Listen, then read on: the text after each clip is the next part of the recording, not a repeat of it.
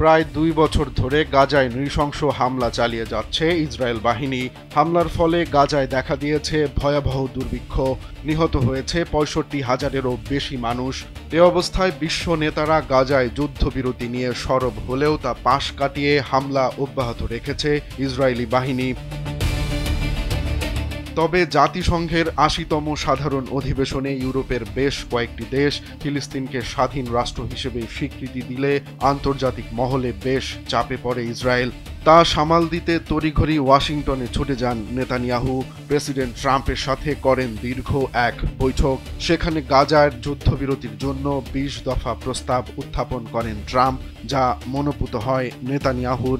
এরপর Donald Trump ফিলিস্তিনের স্বাধীনতাকামী গোষ্ঠীকে এই প্রস্তাব মেনে নিতে আলটিমেটাম দেন।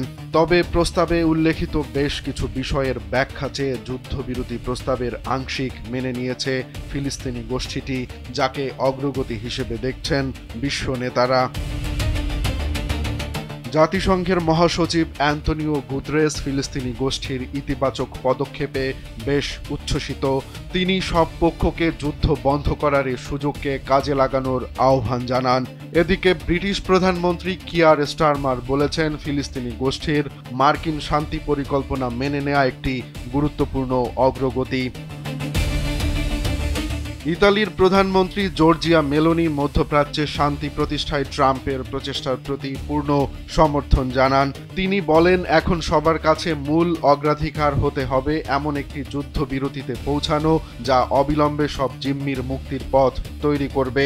অস্ট্রেলিয়ার প্রধানমন্ত্রী অ্যান্টনি আলবানিজ বলেন, ক্যানবেরা গাজার শান্তি প্রতিষ্ঠার জন্য প্রেসিডেন্ট ট্রাম্পের পরিকল্পনার অগ্রগতিকে স্বাগত জানায়। তিনি ফিলিস্তিনি গোষ্ঠীকে ট্রাম্পের পরিকল্পনা গ্রহণ, অস্ত্র সমর্পণ ও বাকি জিম্মিদের অবিলম্বে মুক্তি দেওয়ার আহ্বান জানিয়েছেন।